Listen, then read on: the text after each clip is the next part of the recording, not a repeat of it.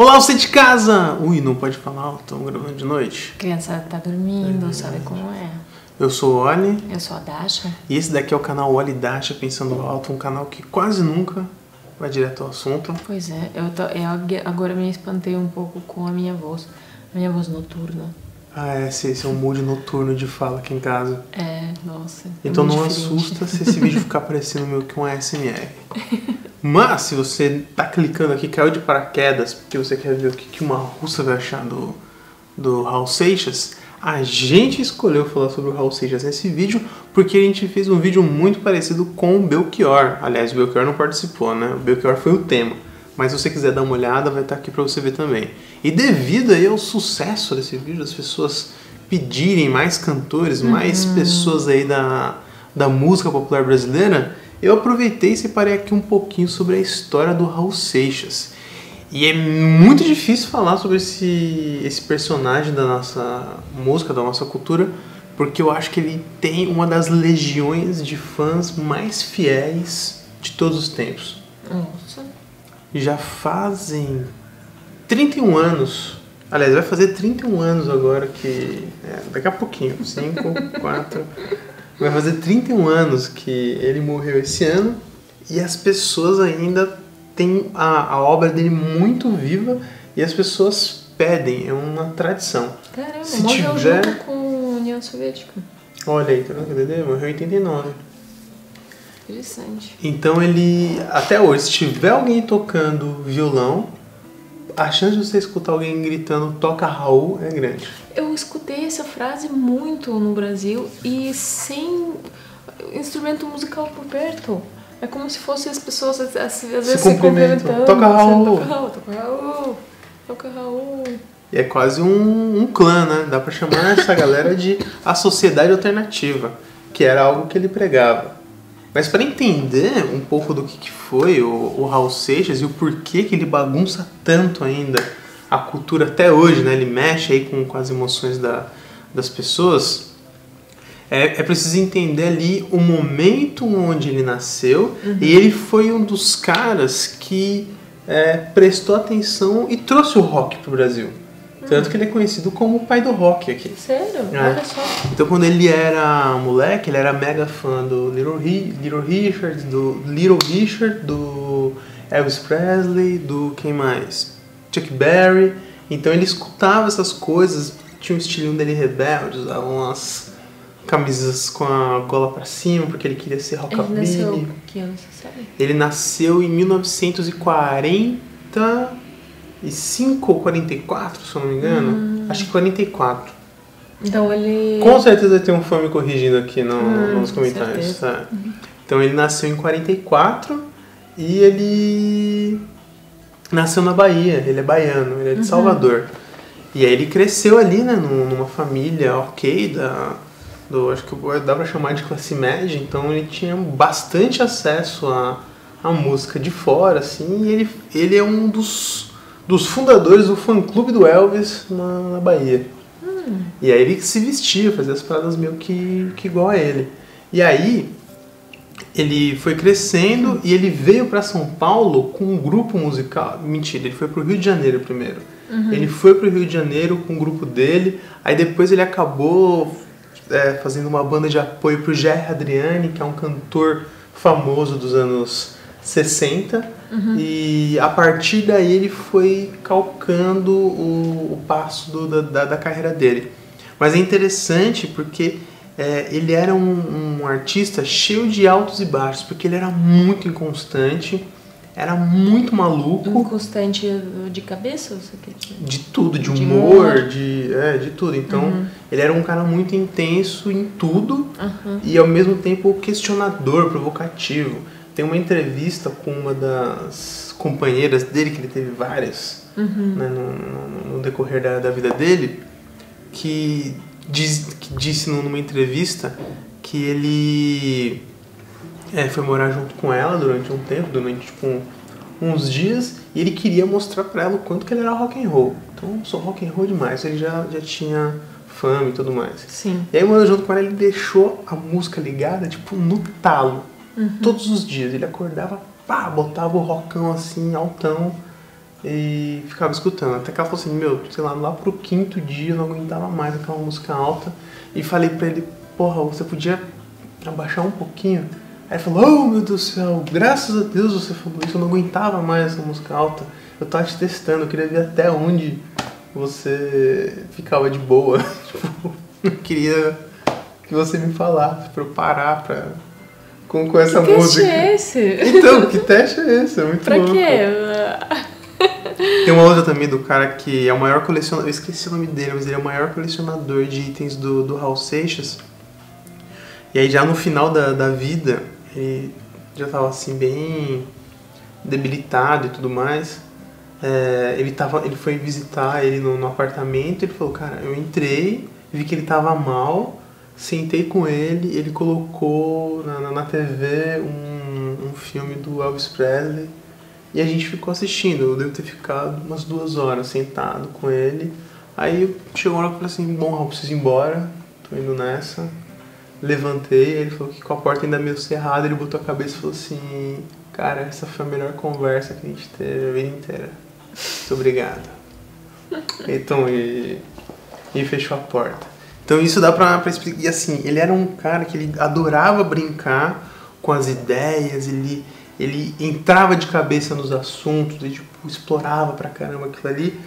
E ele, depois que ele foi pro Rio de Janeiro, ele acabou conhecendo, assim, tô fazendo aquela saladaça, porque o vídeo aqui não dá pra ter 2 horas, né? Então, tô indo pra frente pra trazer aqui, mas eu tô tentando reunir algumas coisas pra tentar montar um pouco do que é a ideia e o pensamento, assim, do Raul Seixas.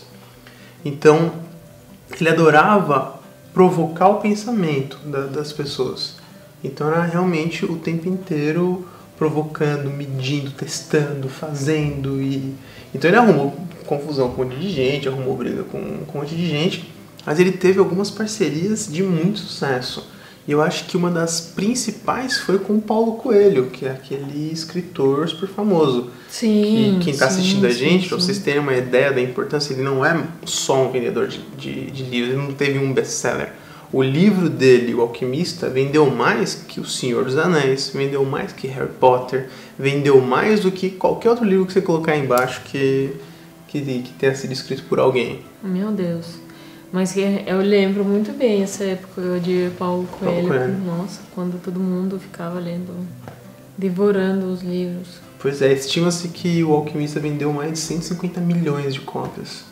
Meu Deus. A gente tá falando de livro, cara. Se vender 150 milhões de livros é um absurdo. A gente tá falando da obra inteira, a gente tá falando de um título dele. Então isso é a magnitude do que é o Paulo Coelho. E aí, já podemos entrar aqui numa das primeiras letras. Nesse lance dele ser super provocativo, tal, não sei o que, questionador, ele tinha no irmão dele essa imagem do cara que, certinho, quadradinho, que fazia tudo da maneira correta.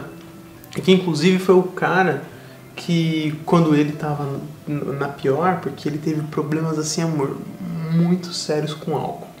Tanto que ele morreu de pancreatite. E a pancreatite dele teve várias complicações decorrentes do álcool. Então acho que ainda na década de 70 ele passou mal, foi internado e teve que tirar parte do pâncreas, ficou só com um pedacinho do pâncreas dele. E os médicos falaram, pô, se ele continuar vivendo nesse ritmo de bebedeira e droga, ele não vive 10 anos. E ele foi firme e forte na loucura bebedeira dele, na bebedeira e nas drogas. E aí eu separei aqui uma letra de uma música chamada Meu Amigo Pedro. E é muito interessante olhar para essa letra como a maneira que ele enxergava o irmão e ele se enxergava. E uma coisa que é interessante também, a gente fala que ele é o pai do rock, mas quando você escuta o Raul Seixas, não é só rock. Ele mistura vários gêneros. A primeira música dele de sucesso foi que ele misturou Elvis Presley com Luiz Gonzaga. Então ele misturou rock com forró. E ele tinha música sertaneja, ele tinha música que era tango, que é uma conversa dele com a morte. Cara, é uma música assim também muito boa, que eu não separei ela aqui, mas acho que vale a pena no final a gente passar por essa música também, porque é mega interessante essa relação. Mas essa letra do meu amigo Pedro é muito legal, porque você vê como que é a relação dos irmãos, né? Então ele começa a letra assim: muitas vezes, Pedro, você fala, sempre a se queixar da solidão. Quem te fez com ferro, fez com fogo, Pedro. É pena que você não sabe não. Vai pro seu trabalho todo dia, sem saber se é bom ou se é ruim. Quando quer chorar, vai ao banheiro. Pedro, as coisas não são bem assim. Toda vez que eu sinto o paraíso, ou me queimo torto no inferno, eu penso em você, meu pobre amigo, que só usa sempre o mesmo terno. Então aqui já dá pra ver que o irmão dele é aquele quadradinho, todo certinho, e que o Raul Seixas tá em todas as sensações. Ele vai do paraíso ao inferno, mas ele tá testando tudo. Ele vive intensamente, ele tá gastando tudo que ele pode gastar e vai de uma vez só. E aí aqui ele já provoca o irmão de novo. Ele fala: Pedro, onde você vai eu também vou. Pedro, onde você vai eu também vou. Mas tudo acaba onde começou. Tente me ensinar das tuas coisas, que a vida é séria e a guerra é dura. Mas se não puder, cala essa boca, Pedro. E deixa eu viver minha loucura. Então é realmente um jeito dele falar que, cara, você pode fazer o que você quiser. O caminho, né, a linha da vida pode ter várias decisões. Mas no final do dia a gente volta pra onde a gente começou. Sim. Tipo, a gente fica empatado, né? Lembro, Pedro, aqueles velhos dias quando os dois pensavam sobre o mundo. Hoje eu te chamo de careta, Pedro, e você me chama vagabundo. Pedro, onde você vai eu também vou, Pedro, onde você vai eu também vou, mas tudo acaba onde começou. Todos os caminhos são iguais, ou que leva à glória ou à perdição. Há tantos caminhos, tantas portas, mas somente um tem coração. Eu não tenho nada a te dizer, mas não me critique como eu sou. Cada um de nós é um universo, Pedro. Onde você vai, eu também vou. Pedro, onde você vai, eu também vou. Pedro, onde você vai, eu também vou. Mas tudo acaba onde começou. E essa letra ele fez junto com o Paulo Coelho, por exemplo. Mega interessante, né? Sim, Paulo Coelho já era escritor na época? Eu acho que ainda não. E aí, nessa época, foi o momento onde foi o Paulo Coelho que apresentou as drogas pra ele. Ele já era ligado em álcool, então ele bebia desde a adolescência. Mas o acesso a drogas pesadas ele teve através do Paulo Coelho. Tanto que até dizem que possivelmente o lance dele se perder por conta dessa amizade com o Paulo Coelho. Que louco, né? Mas o Paulo Coelho disse que quando ele conheceu o Raul já era casado, tinha filhos, já era um homem. Então não tem nada a ver com as decisões do cara. O cara escolheu o que ele queria fazer na vida. Sim, ele apresentou, de verdade, ele apresentou, mas... A gente nunca faz o que a gente não quer fazer. Exatamente. Então, tipo, o cara já tinha uma disposição ali a fazer um monte de merda. Então, tipo, foi só uma acelerada, né, digamos assim. Mas a parceria deles, assim, muito doida. Inclusive, foi através deles que eles entraram, tipo, no ocultismo mesmo. Ele experimentou, tipo... Ocultismo? Ocultismo. Ele era seguidor de uma seita do Alex Crowler. Acho que eu tô falando, não sei se eu tô falando certo. Que é um satanista super famoso do século XX. Então, tipo, ele foi pra magia pesada, assim... Nossa. Entrou de cabeça nessa loucura porque ele queria testar tudo. Então, tipo, ele vai pra todos os caminhos diferentes. Ele adorava brincar com esse lance da maneira como as pessoas... paraíso ao inferno. Isso. E ele vivia realmente isso. Ele ia pros dois lados. Então, tipo, ele gostava de provocar, inclusive, o senso comum das pessoas. E aí ele tem uma música que ele fala que o diabo é o pai do rock. Então, tipo, essa frase é dele. O diabo é o pai do rock. E o último álbum dele é Panela do Diabo. Então, Panela do Diabo? Panela do Diabo. Porque no final já da carreira é muito triste, porque por conta do alcoolismo e dos problemas dele de convívio, né, com as pessoas, ele acabou caindo num ostracismo. As pessoas esqueceram dele. Ostracismo?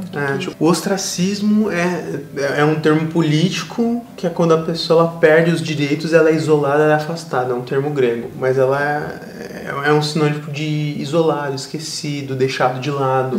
Então, para a cultura popular, ele foi colocado hoje seria de cancelado. lado. É tipo o cancelamento. Mas ele não foi cancelado por alguma coisa que ele fez, simplesmente ele foi ficando de lado. Sim. E sem os veículos de comunicação na época, você não atingia nada. Sim. Então, foi o momento onde ele mais sofreu, onde ele passou pelas internações, perdeu a todas as companheiras que ele teve. E aí tem, tipo, umas histórias cabulosíssimas, assim, tipo, dele passando mal, assim, tipo, no fundo do poço. E eu acho que, eu não lembro o nome de uma das últimas companheiras dele, mas que diz que deixou ele passar mal mesmo, assim, deixou ele todo vomitado, todo nessa loucura do álcool, porque para alguns tratamentos dizem que você precisa realmente chegar no fundo do poço para dar uma segurada, né, para você sentir o drama. Aí tem uma carta dele que ele descreve como que é o começo do dia dele, que ele já acorda passando muito mal e que ele toma de uma vez uns 4, 5 copos de uísque pra ficar bem, mas vomita todos. E vai e bebe de novo e vomita, e bebe, vomita, e bebe, Nossa. vomita. E enquanto um copo de uísque não parar no estômago dele, ele não para de beber. Ele, tipo, não se saciava. Caramba. Então, cara, e assim, ele morreu com 44 anos. Bem cedo. Bem cedo. Eu vou te mostrar uma foto, depois a gente pode colocar aqui uma foto dele no final da carreira, da vida, né? Você olha e fala, nossa, não é possível que essa pessoa tem 44 anos. Ele ficou muito, muito, muito, muito mal.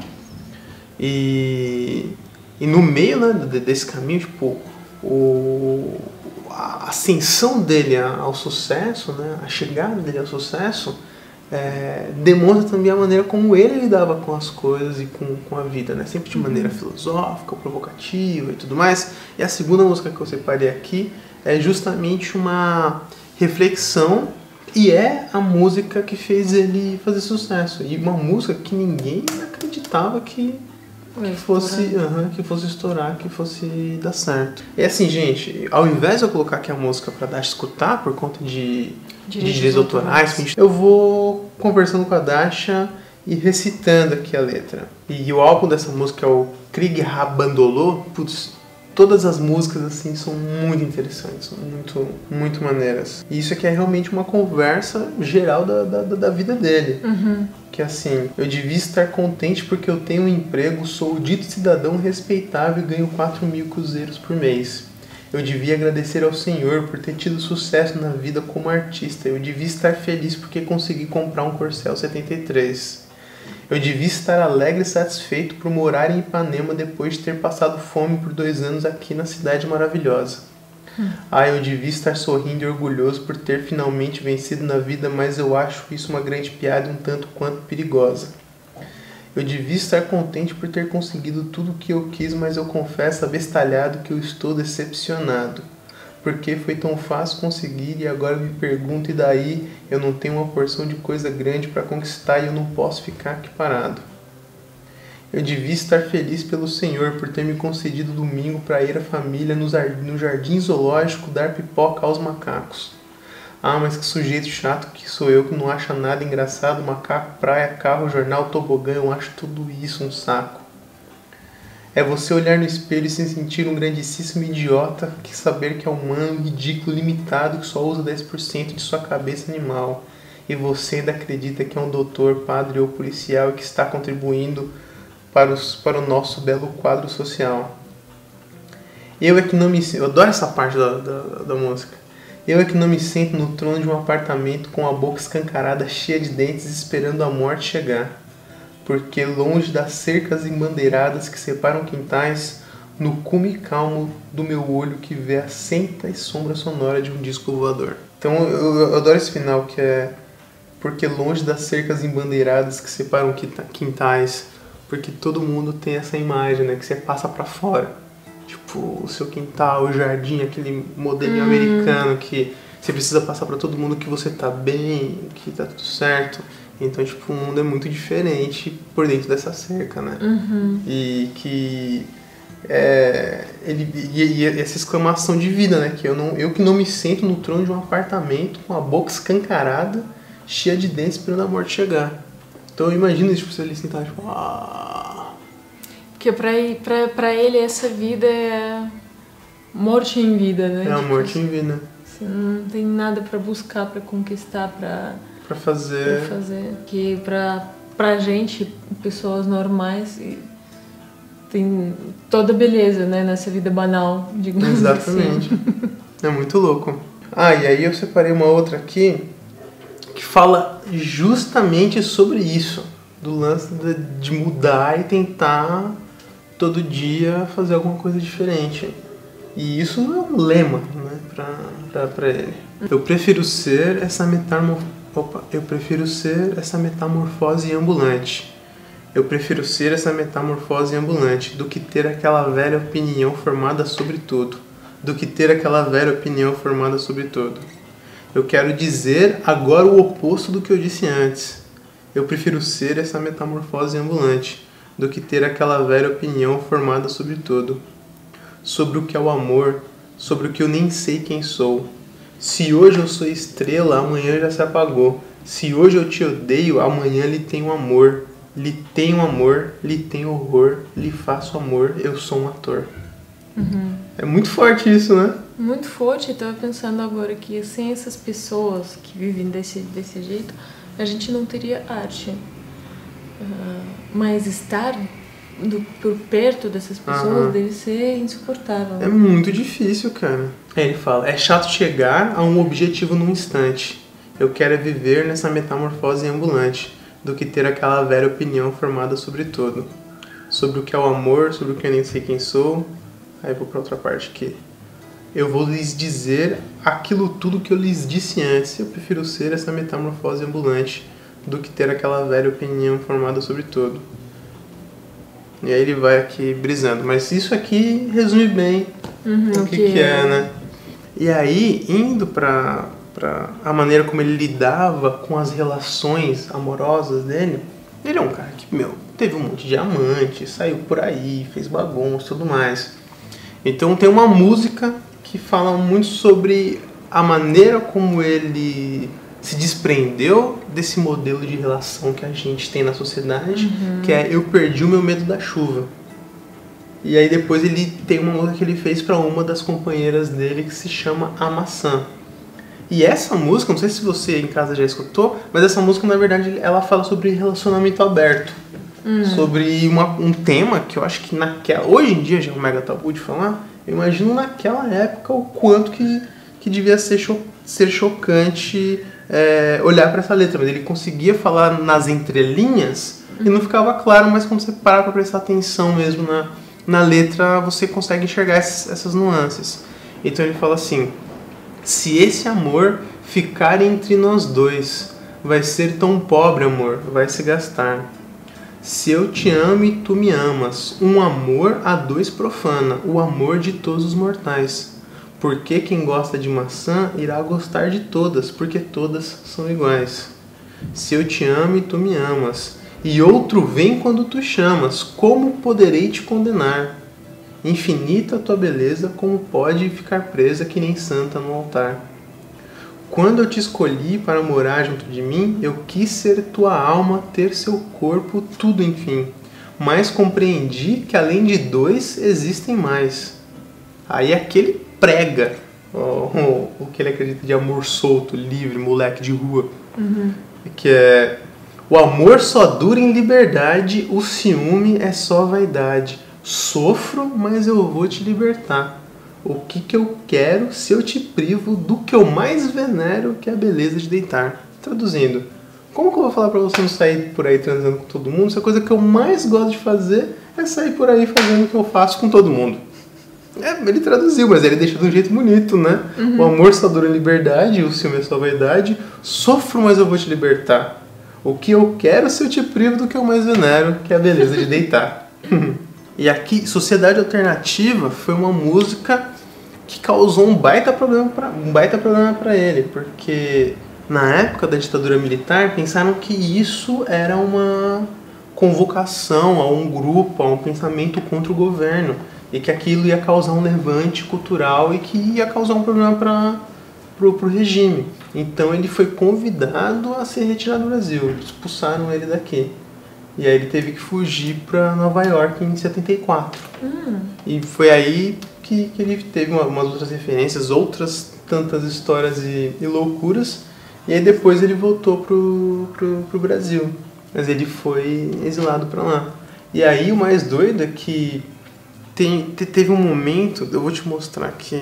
Então, ó, o jeito que quando se fala de Raul Seixas, que todo mundo lembra, é isso daqui.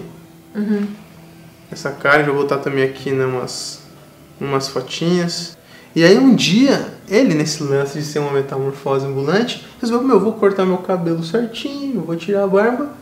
E aí ele saiu na rua. Inclusive tem um clipe que é o Maluco Beleza, que ele sai na rua, tipo, no meio da galera. Ele era mega famoso na época, ninguém nem reconhece o cara, ninguém nem sabe quem ele é. Porque é tão marcante esse traço dele. E aí ele foi fazer um show dizendo que era o Raul Seixas e apanhou da galera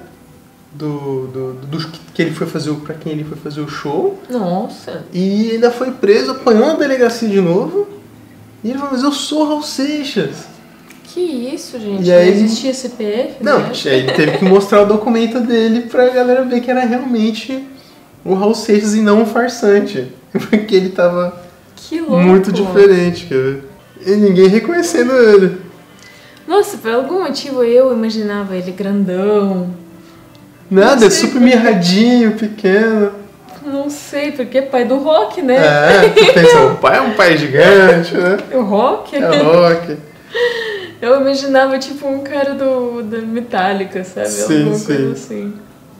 E aí, essa letra que provocou e deixou todo mundo preocupado, né, da ditadura com Raul Seixas, era essa letra aqui. Viva, viva, viva a sociedade alternativa. Se eu quero e você quer, tomar banho de chapéu, ou esperar Papai Noel, ou discutir Carlos Gardel. Carlos Gardel era um ícone do tango, tipo uma figura famosa de música.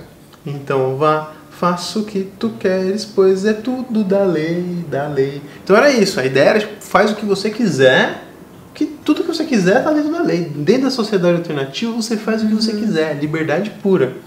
E aí, nossa, esse som aí você tá querendo dizer outra coisa, tá tentando passar uma mensagem aí. E aí foi longe demais. Foi longe demais, causou esse grande problema. Então é muito doido, ele fica, depois disso, esquecido, a galera, tipo, deixa ele de lado. Tanto que no final da carreira, o cara, que é o Marcelo Nova, que retoma os trabalhos junto com ele já tava super debilitado. Tipo, realmente você vê pelos shows que ele não conseguia nem falar direito. Ele tava muito mal. Mas fazia, sei lá, 50 shows em alguns meses. Então ele tava assim, tipo, ele ficou, sei lá, 4 anos sem pisar num palco. Nossa. E aí isso realmente você vê que ele tava se desgastando pra caramba no negócio. Ao mesmo tempo que o Marcelo Nova fala que ele literalmente fazia a feira da casa do Raul. Que ele ia lá e comprava as coisas na feira pra ele comer, porque senão ele ia passar fome. Porque ele não tinha mais nada, ele tava, tipo, completamente largado e abandonado, assim, na vida. Com 44 anos de idade, tendo a obra que ele tem, tendo feito tudo que ele fez pela música brasileira. Então, o velório dele, amor, é um negócio assim, tipo, surreal. Reuniu muitas pessoas e aí Como assim? Ele tava morrendo de fome e o velório foi... Pois é, essa é a controvérsia do negócio. E as pessoas, se negando a acreditar que ele tinha morrido. Pegaram o caixão dele e saíram pela rua balançando o caixão do cara. Não queriam aceitar que ele estava morto. Então essa representa a loucura, porque a obra está muito acima dele como pessoa. Porque a obra dele diz muito, atrai muito e mexe muito com o imaginário e a sensação das pessoas. E aí, se você ver, eu vou mostrar aqui pra você também as imagens do encontro agora do ano passado, 30 anos depois da morte dele, as pessoas bebendo, lembrando das músicas, e uma galera na rua, quer ver? Isso aqui é no centro de São Paulo, ali no Teatro Municipal. Olha o tanto de gente. E com certeza isso é só, tipo, uma pequena parte. Uma pequena parcela. Sim, aí virou tipo um chavão. Qualquer lugar do Brasil, se tiver música, você vai ouvir um Toca Raul. Tipo, as pessoas falam isso. A gente quando tá com o Alexi, pergunta pro Alexi, o Francisco, quantas vezes ele não escutou Toca Raul? Que a galera vê ele com violão. E o Alexi, isso é uma ameaça, não é nenhum pedido, é uma ameaça. Aprende a tocar Raul Seixas, cara. Porque realmente são legais as músicas. Como é que o cara ainda não aprendeu ainda a tocar nenhuma do Raul? Talvez não faz o estilo dele, Não interessa. No meu país vai tocar Raul sim. Vai tocar seu estilo lá na França. Aqui no Brasil tem que tocar Raul.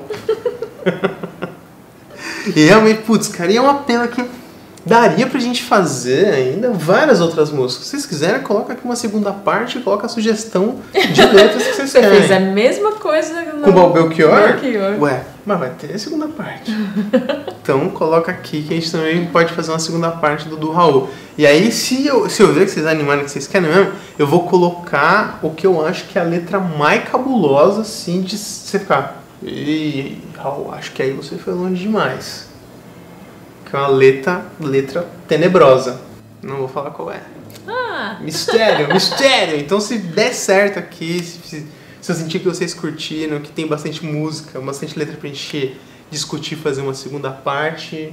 Com certeza os fãs do Raul vão se movimentar aqui. Não, vão colocar... Qual que é essa letra? Vamos ver se a galera adivinha. É doido, cara. É uma letra que eu escuto e falo, eita, que isso, rapaz?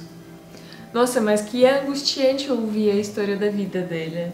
Muito. Porque a vida é feita de escolhas, né? Ele escolheu, mas ele talvez não podia viver diferente, né? Não, ele não teria sido o que ele foi se ele tivesse vivido diferente.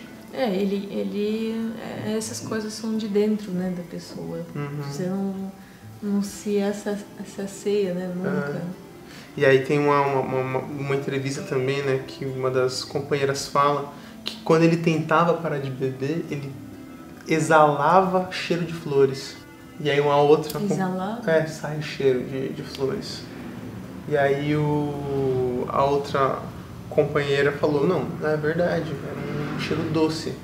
Mas não que exalava flores, é porque ele bebia muito, ele tinha um problema muito grave no pâncreas, ele era diabético, então ele exalava açúcar, ele tinha um hálito doce por conta desses problemas. E aí quando o corpo estava tentando ele se recuperar, tinha esse cheiro. Existe isso? Não sei. Se alguém conhece alguém com problema parecido... gente, a história, a obra dele é gigantesca, representa demais a nossa música, a cultura brasileira. É uma obra que é viva e forte até hoje, mas a história de vida dele teve um final muito triste. Morreu sozinho no apartamento, aqui no centro de São Paulo, ali perto da Rua Augusta, no edifício União. E aí eu acho que eu lembro de um outro cara que eu não lembro quem agora que eu tinha ido visitar ele. Morrer sozinho no União é muito irônico. Muito irônico, né? Mas a obra fica, é um negócio muito maior do que a dor dessa partida, porque ele permanece vivo no coração e no imaginário aí de uma galera que segue muito ele. Pois é, não, tem muita gente que é assim, sei lá, o Mozart, que a obra vai ficar para sempre, mas a gente não sabe nem onde ele está enterrado. Eu acho que você conseguiu me passar a história de uma forma que eu quero saber mais da vida dele e das músicas. Fiquei muito curiosa. Mas sempre tem esse... Sabe... É tristeza tipo de consciente, meio que inevitável, né? Essas pessoas muito talentosas sempre têm uma vida, uma biografia muito triste. E a gente meio que tá acostumado, né, ver isso na história. Mas toda vez a gente vê, fica meio pena. Muito louco. Muito louco. Mas ele, se fosse diferente, ele seria Pedro. Ele teria sido Pedro. É verdade, são poucos Rauls que conseguem transcender a existência de Pedro.